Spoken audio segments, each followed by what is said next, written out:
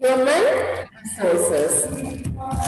In chapter number 1, you may remember, आपको याद होगा चैप्टर में मैंने क्या पढ़ाया था. You people read about what are resources. Water resources. उसमें हम लोगों ने क्या पढ़ा था?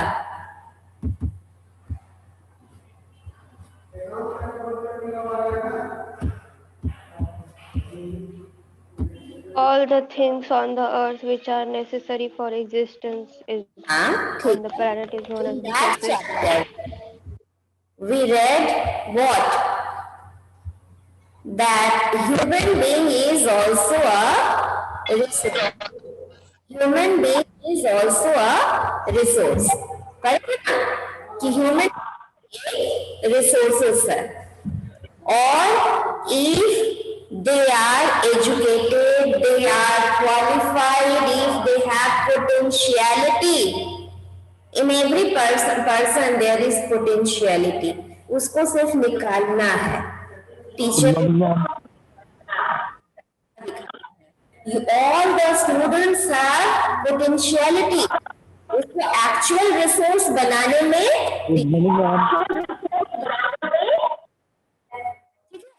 तो वो आपकी पोटेंशियलिटी को एक्चुअल बना देते हैं. आपको पढ़ाकर, आप में जानकारी देकर, नॉलेज देकर, लॉजिकल एबिलिटी देकर, ताकि आप उस चीज को समझे, आप अपने लॉजिक अप्लाई करके आप वो किसी भी काम को कर सके, सक्सेस हो सके. इस तरह से एक्चुअल रिसोर्स बनता है. So we have learnt in the previous chapter that the resources that exist in a country are gifts of nature. क्या है? सनलाइट है, सॉइल है, विंड है, और क्या है? Buildings, roadways, railways, human being, all are gift of nature.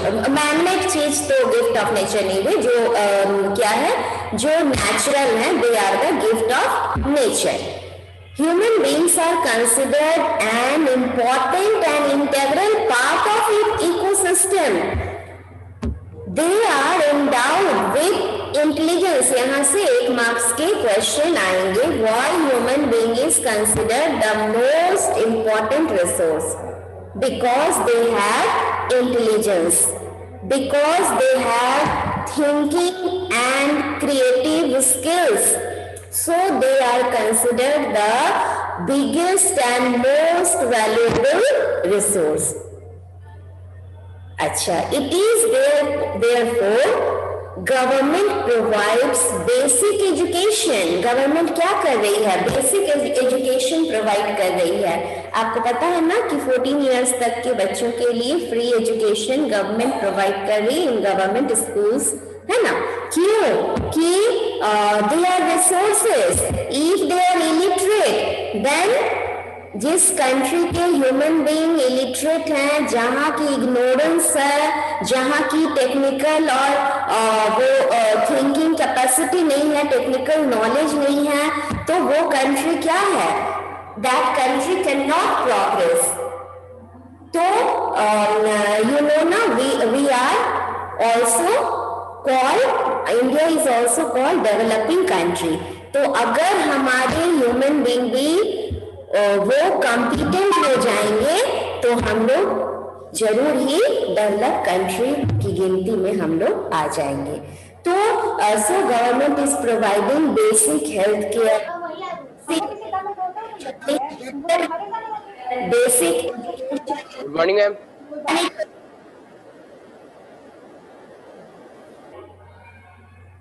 Ma'am, your voice is not coming.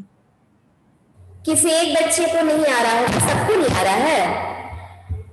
Ma'am थोड़ी देर पहले नहीं आ रहा था. नहीं आ रहे थे.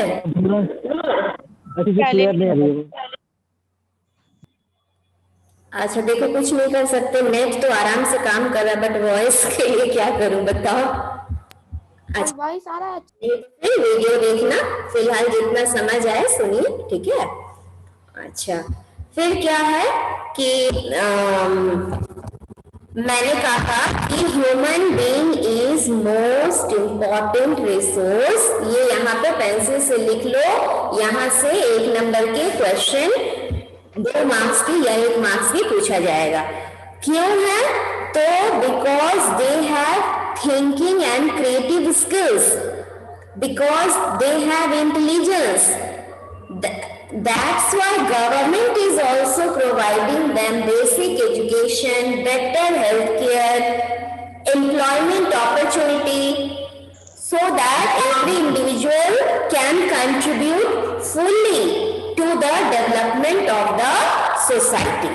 ताकि एवरी इंडिविजुअल अपने सोसाइटी, अपने कंट्री के डेवलपमेंट में दे कैन कंट्रीब्यूट। आज जो आप पढ़ रहे हो, आज जो आप पे इन्वेस्टमेंट हो रहे हैं, आपके फादर मदर इन्वेस्ट कर रहे हैं आपके एजुकेशन पे, आपके हेल्थ पे, वो किस लिए? कि you can also contribute economically also, in every way. आप फैमिली को भी सपोर्ट कर सकते हो, आप अगर कुछ अच्छा करते हो तो वो कंट्री को भी आपका कंट्रीब्यूशन मिलता है। ठीक है, अब है कि education and empowerment of women will have a remarkable impact of the progress of a nation.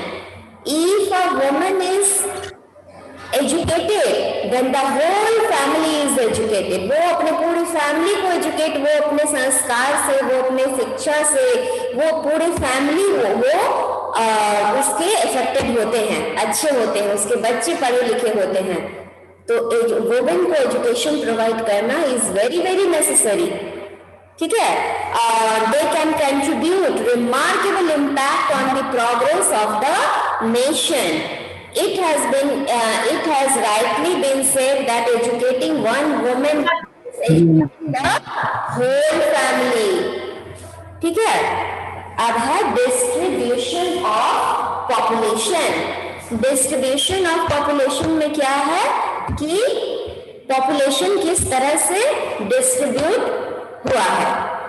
ठीक है, पॉपुलेशन किस तरह से डिस्ट्रीब्यूट है। तो distribution of population means how human beings are spread over the earth surface. तो you can apply your logic that the place where climate is suitable, where relief feature is right, means one by one I will discuss, where government policy is good, where transport and communication facilities are there, so many things, so many factors. Then the place is densely populated, and if all these things are not available there, the place is sparsely populated. अब आप लीजिए Antarctica, जो कि frozen land है, ठीक है, जो कि जहां पर की थिक शीट्स ऑफ आइस है। क्या वहां की क्लाइमेट आपको रहने के लिए अलाउ करता है? नहीं, नो मैम। तो आप वहां नहीं रह सकते हो। Sahara desert which is very hot, where rainfall is also less, where vegetation, sparsely vegetation are found, only thorny bushes are found or date palm etc. तो environment climate अच्छे नहीं, नीचे ऐड था आगे नहीं, अगर गैंजेटिक प्लेन यहाँ की नीचे ऐड था ना मौसी, तो आके जाके बोल दिया गेम खेल रही है, चल जा। तुम लोग बच्चे हो क्या, जो समझ में नहीं आता है माइक ऑफ नहीं करते हो।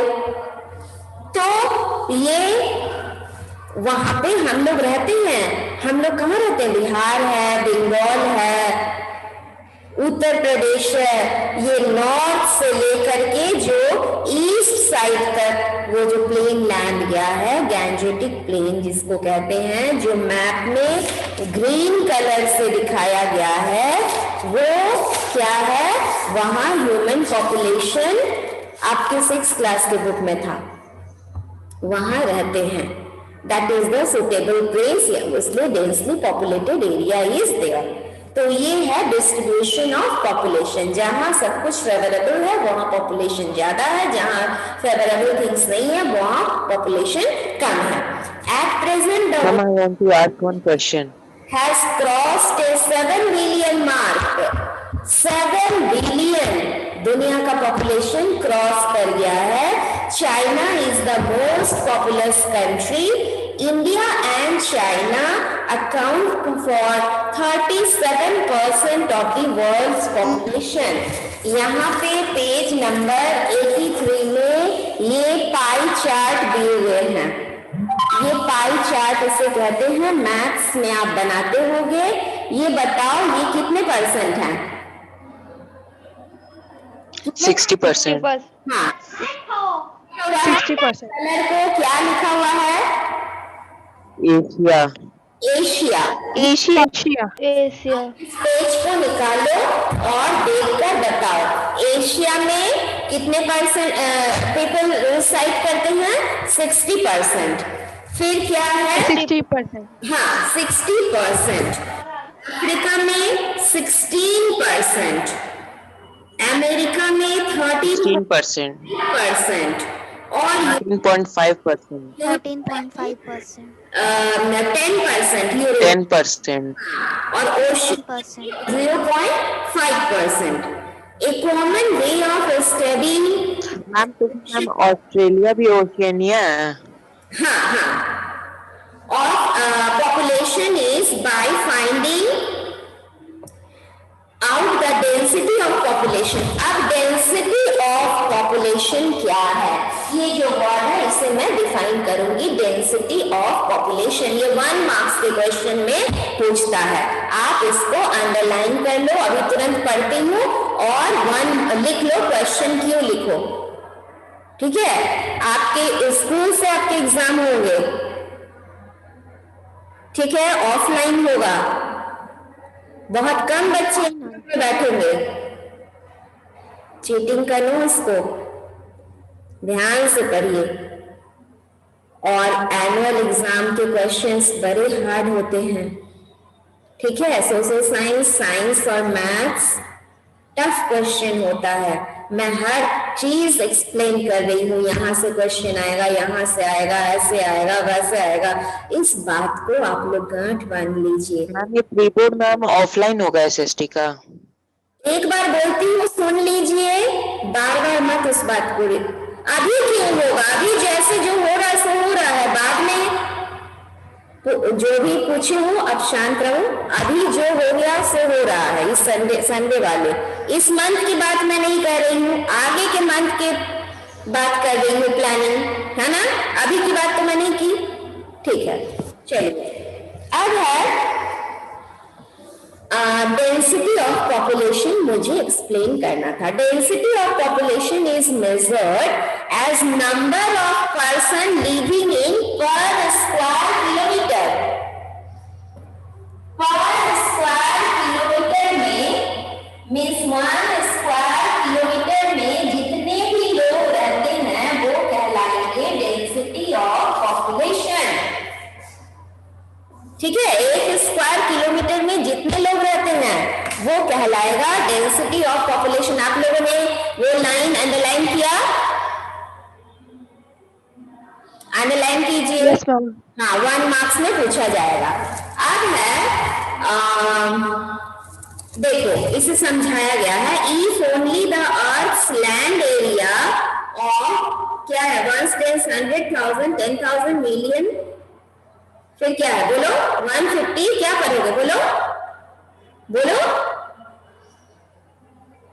1 crore 50 lakhs 50 lakhs international metre. System में है, इंडियन सिस्टम में नहीं है जो तुम लाख यूज कर रहे हो। 150 lakh 100 million. square kilometer. 150 100 million. taken into account human population density is 47 persons per square kilometer। तो ह्यूमन पॉपुलेशन क्या है पूरे वर्ल्ड का बता रहा, 47% पर square kilometre. This includes all area of continent, island including Antarctica also. If Antarctica is excluded, अगर उसे निकाल दिया जाए, the average population density increases to more than 50% per square kilometer. अब है India land man ratio. India is the, फिर एक one word answer, India underline करो, India is the 7th largest country in the world in terms of geographical size, but it ranks the 2nd largest in terms of population. It has crossed a population of 1 billion mark in the year 2001. Every 10 years में population की गिनती होती, that is census कहलाता है। तो 2001 के अनुसार यहाँ पे अभी तो 20 हो गया, 21 में फिर होगी क्या है, टोटल पॉपुलेशन था 1.21 billion, is now bigger than the combined population of USA, Indonesia, Brazil, Pakistan, Bangladesh.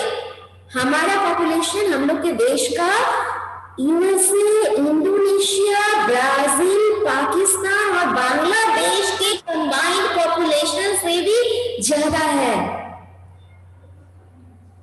अब है कि variation is distribution of population within India is highly remarkable. Nearly half of population lives in 5 state.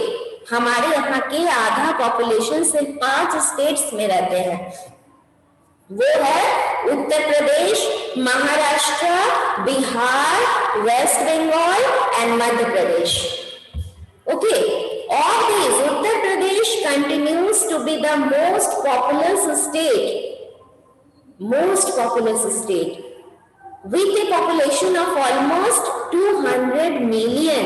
On the basis of density of population, India can be grouped into 3 broad regions.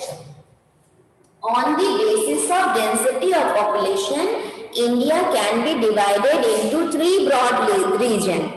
A state with a low density of population, a state with moderate density of population, and a state with large density of high density of population.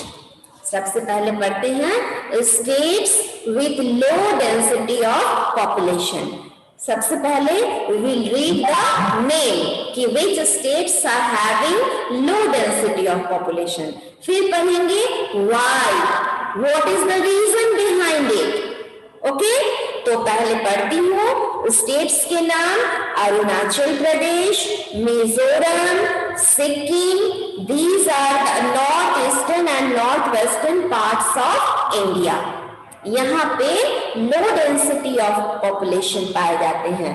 North eastern and north western part of India, western Rajasthan. Arunachal Pradesh की density क्या है, 17% पर square kilometre. Mizoram की density क्या है, 52% पर square kilometre. Sikkim की क्या है, 86% पर स्क्वायर किलोमीटर। ये बात आप जान गए, नेम जान गए, कितने लोग रहते हैं सो जान गए। अब है क्वेश्चन की why, what is the reason behind it. तो due to physical constraints, due to unfavorable climate as well as slow economic development, poor infrastructure and several other factors are included, so here density of population is less. ठीक है, अच्छा अब हम लोग एक बात और आप सुन लो, मैप वर्क जो आएंगे आपको हाईएस्ट और लोएस्ट डेंसिटी ऑफ पॉपुलेशन पूछा जाएगा। लोएस्ट में यहाँ पे आप अरुणाचल प्रदेश को टिक कर लो, यहाँ पे लिखो मैप वर्क। मैप वर्क, आप स्टेट अरुणाचल प्रदेश जानते हो, उसको आप लेबल कर दोगे और वहां पे लिखोगे अरुणाचल प्रदेश। अगर पूछेगा कितने हैं तो वहां ब्रैकेट में लिखोगे 17। Is it clear to all? Clear? Yes, ma'am. हाँ, उसी तरह से जब हाईएस्ट पूछेगा तो आपको बिहार को करना होगा। ठीक है, पहले हम लोग मॉडरेट पढ़ लेते हैं। States with a moderate density of population. The density अब कौन कौन स्टेट में है, तो वो स्टेट्स हैं जहां मॉडरेट है, उड़ीसा, गुजरात, कर्नाटका, त्रिपुरा। उड़ीसा में 269 person living in per square kilometre, Gujarat में 308, कर्नाटका में 319 और त्रिपुरा में 315। अब फिर पूछ पकड़ते हैं why, what is the reason, तो due to undulating topography, topography, relief feature, ये सब है उस जगह की बनावट। ठीक है, उड़ीसा में समुद्र के नजदीक है ना, गुजरात भी वैसा ही है, कर्नाटका भी वैसा ही है। तो और क्या है, less fertile soil, पॉसिटी of water for irrigation. ठीक है, अच्छा अब है हाई डेंसिटी ऑफ पॉपुलेशन कहाँ है, वहां पर है बिहार, वेस्ट बंगाल, केरला, उत्तर प्रदेश। बिहार में कितने लोग रहते हैं, 1102 people reside in per square kilometre. Waste Bengal में 1029 person living in per square kilometre, Kerala में 859 और उत्तर प्रदेश में 828। अब बारी आती है पढ़ने की कि what is the reason. Reason क्या है, इतने लोग यहाँ क्यों रहते हैं, तो favourable climatic condition, rich fertile soil, well developed agriculture and high level of industrialisation. ठीक है, अब है factors affecting distribution of population. What are the factor, बार बार मैं ये सब वर्ड यूज कर रही हूँ कि क्लाइमेट अच्छा है, गवर्नमेंट पॉलिसी अच्छी है, और लाइवलीहुड के ये हैं आपके, इंडस्ट्रियलाइजेशन हो गया है, ट्रांसपोर्ट कम्युनिकेशन अच्छे हैं, सॉइल अच्छे हैं, बहुत बातें मैं बोल रही हूँ, और ये सब है फैक्टर। तो two types of factor are there which affect the distribution of population. वो two types है, physical factor and economic factor. Physical factor, physics means शरीर, तो देश, किसी देश के शरीर में क्या क्या है, तो वहाँ है रिलीफ फीचर, वो माउंटेनस एरिया है कि वहाँ ओशियन है कि प्लेन लैंड है कि प्लेटो है कि हिल है, These are called relief feature. फिर है क्लाइमेटिक कंडीशन कैसे हैं, ठीक है, फिर है soil and water, available soil अच्छे हैं, many types of soil you have red in 7th standard, red soil, laterite soil, desert soil, mountain soil, alluvial soil, loamy soil. तो कैसे सॉइल है, is it support to agricultural production, और फिर vegetation कैसा है, ये सारे चीज अच्छे होंगे तो नेचुरली वेजिटेशन भी अच्छे होंगे। तो लोगों को क्या चाहिए, खाने की चीजें हो, रोजगार के साधन उपलब्ध हो, क्लाइमेट अच्छा हो, तो लोग वहां बसेंगे। तो ये था physical factor which affect the distribution of population. अब इकोनॉमिक फैक्टर क्या है, इकोनॉमिक फैक्टर है minerals, if minerals are available then industry will set up there. ठीक है, if industry will set up there, it attract the population. वो रोजगार की तलाश में यहाँ जाकर बस जाएंगे कि अरे मेरी नौकरी तो यहाँ पर है, तो ये प्लेस एम्प्लॉयमेंट पॉपुलेटेड हो जाएगा, है ना। फिर ट्रांसपोर्ट फैसिलिटी है, आप गांव में जाके रहोगे, एक दूर किसी एरिया में रहोगे, सोचोगे नहीं कि ट्रांसपोर्ट फैसिलिटी तो नहीं है, रात बेरात में किसी की तबीयत खराब हो गई, डॉक्टर के पास कहाँ से जाएंगे, कैसे जाएंगे, यहाँ तो ट्रांसपोर्ट अवेलेबल है ही नहीं, सामान कहाँ से, बाजार कैसे जाएंगे, इतनी दूर transport is very very necessary.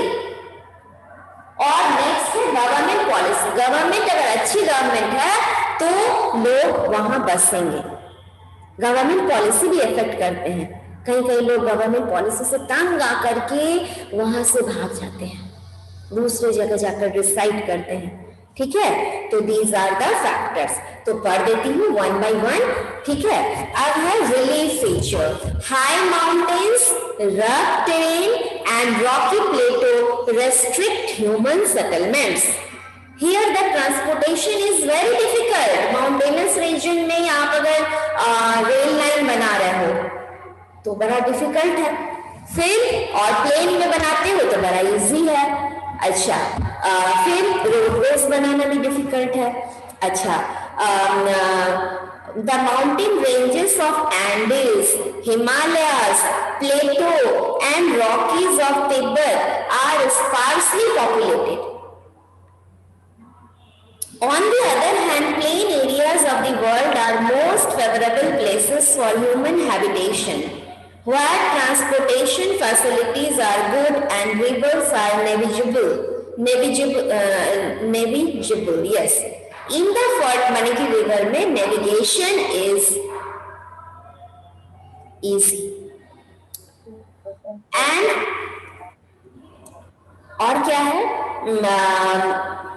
In the fertile lowland of Ganges and Brahmaputra in India, Huanghu in China, क्या है? All the ancient civilization developed on the bank of any river.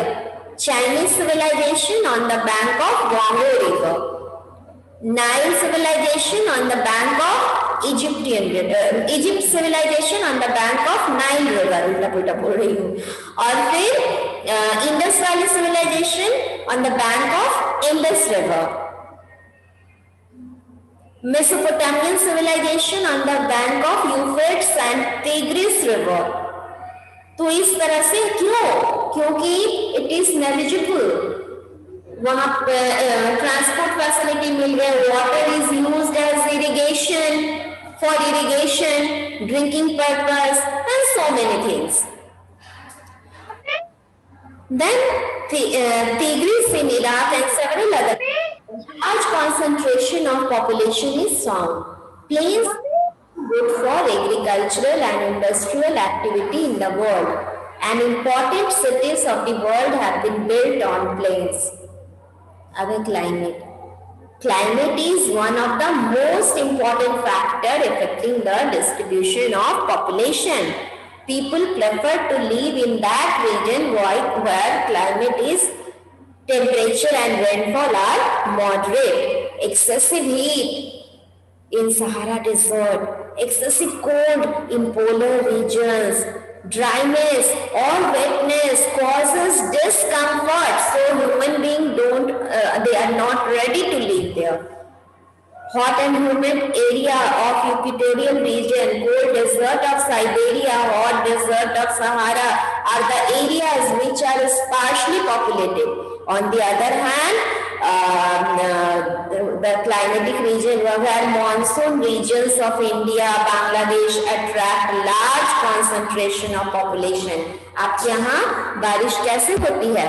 Monsoon wind से होती है, जो आपने class 6 में पढ़ा था। तो हमारा ये मानसून रीजन का लैंड है, यहाँ डेंसली पॉपुलेटेड प्लेस है ये। फिर है सॉइल एंड वाटर, क्या है? वैसे भी ये नदियों का देश है हमारा भारत, और हम लोग बिहार, बंगाल ये सब नदी के किनारे ही हैं। तो एवरी ईयर हम लोग की नदियाँ sediments, they settle sediments, so soil is very very fertile, alluvial soil is found here, that's why production is large. तो लोग रहेंगे। Water is available from the river. Vegetation, equatorial forests are dense and inaccessible as compared to monsoon and coniferous forest which are accessible. Means Africa में जहाँ पर कि equatorial forest पाए जाते हैं, forest different layer, 60 metre tall trees are high, इतनी ज्यादा high है, और अलग अलग लेयर के जो वो डेंस फॉरेस्ट टाइप के बन जाते हैं, इवन की sunray can not penetrate the these layer of trees।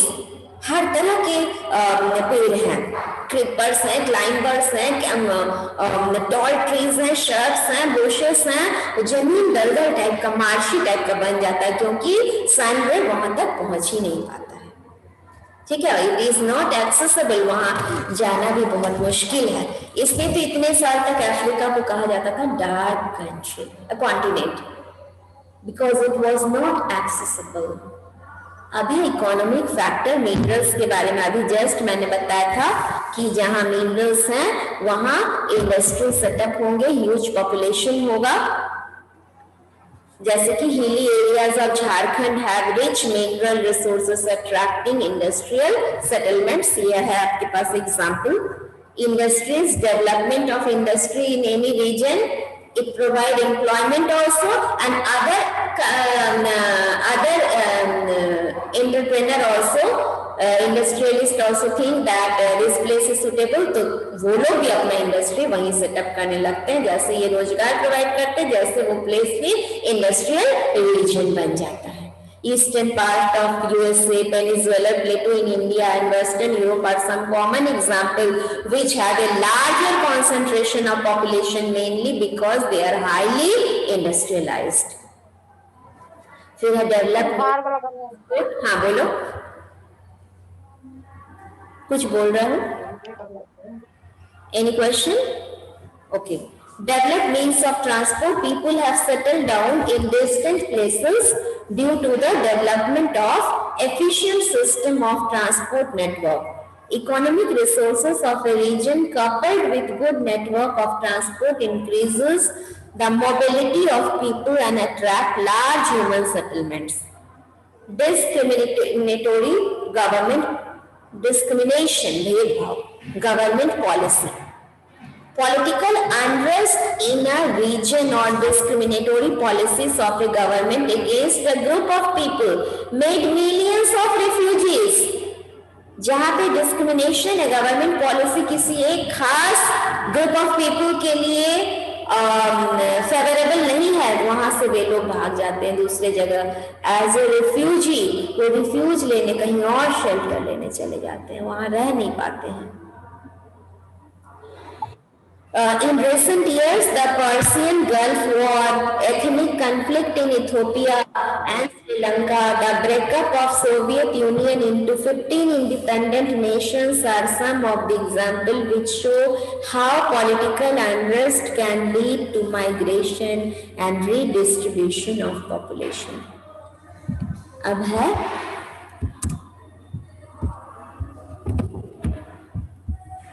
अब है तुम्हारा नेक्स्ट टॉपिक है growth of population.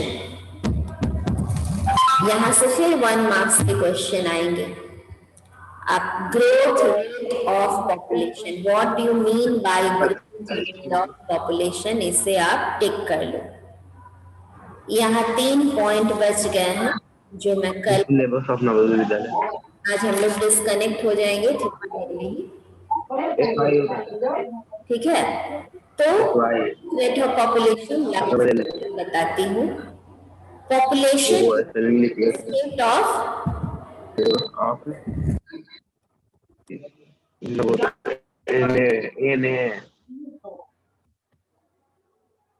Population is in A state of flux, माने चेंज होते रहते। The net change in population between two fixed period of time expressed in percentage is called growth rate of population.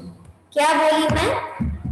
The net change in population 2001 में क्या था और 2021 में क्या होगा?